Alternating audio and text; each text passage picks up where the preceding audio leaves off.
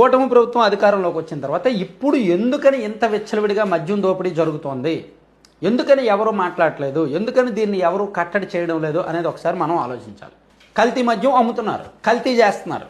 ఎక్కడెక్కడి నుంచో cheap liquor వేరే వేరే బ్రాండ్లు ఇతర రాష్ట్రాల నుంచి తీసుకొచ్చి స్పిరిట్ తీసుకొచ్చి ఇక్కడ వీళ్ళ దగ్గర ఉన్న సీసాల్లో దాన్ని నింపి అమ్మేస్తున్నారనమాట.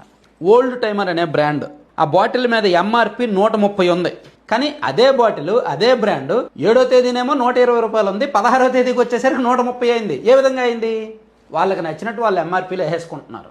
120 ఎంఆర్పీ ఉన్న క్వార్టర్ సీసా మీద 130, 140 అలా వేస్తున్నారు. ఇది బెల్ట్ షాపులకు వెళ్ళేసరికి 150. బెల్ట్ షాపుల్లో ఎవరో కొనుక్కునేది 170కి. అంటే 120 రూపాయలకి అమ్మాల్సింది బెల్ట్ షాపుల్లో 170కి వెళ్తుంది. షాపుల్లో వీళ్ళు సీజన్ బట్టి, రోజును బట్టి, టైంను బట్టి 130 తీసుకుంటున్నారు, 140 తీసుకుంటున్నారు అనమాట.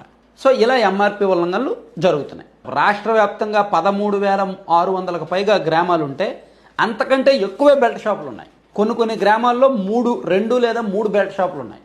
బెల్ట్ షాపు లేని ఊరు లేదు. అంటే బెల్ట్ షాపులు కంట్రోల్ చేయట్లా, బెల్ట్ షాపులకు ఎక్కువగా అమ్మేస్తున్నారు, ఎంఆర్పీల కంటే ఎక్కువగా అమ్ముతున్నారు. ఇంకా టైమింగ్స్ కూడా ఫాలో అవ్వట్లా, వాళ్ళకి నచ్చిన టైమింగ్స్ వాళ్ళు అమ్ముతున్నారు.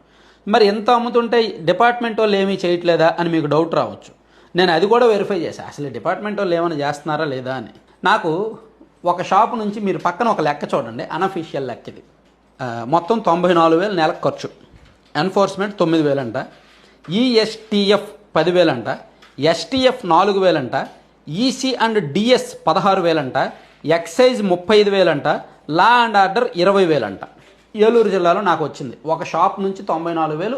ఏ డిపార్ట్మెంట్కి ఎంతెంత కమిషన్లు ఇస్తున్నారు అనేది. అది అసలు ఎక్కడైనా 99 రూపాయల క్వార్టర్ మద్యం ఉందా? ఏ షాపులో అయినా ఉందా? ఉండదు. అవన్నీ కూడా బ్లాక్లో వెళ్ళిపోతాయి, అవన్నీ కూడా బెల్ట్కి వెళ్ళిపోతాయి. 99 షాపుల్లో వెళ్తే 99 రూపాయల క్వార్టర్ ఎవరు లేవనే చెప్తారు, స్టాక్ అయిపోయిందనే చెప్తారు. అవి బెల్ట్ షాపుల్లో ఉంటాయి. బెల్ట్కి వెళ్ళేసరికి అది 130, 140 అవుద్ది అనమాట. సో అలా ఉంది. మరి ఇది స్కామ్ కాదా? ఇది అవినీతి అవునా కాదా?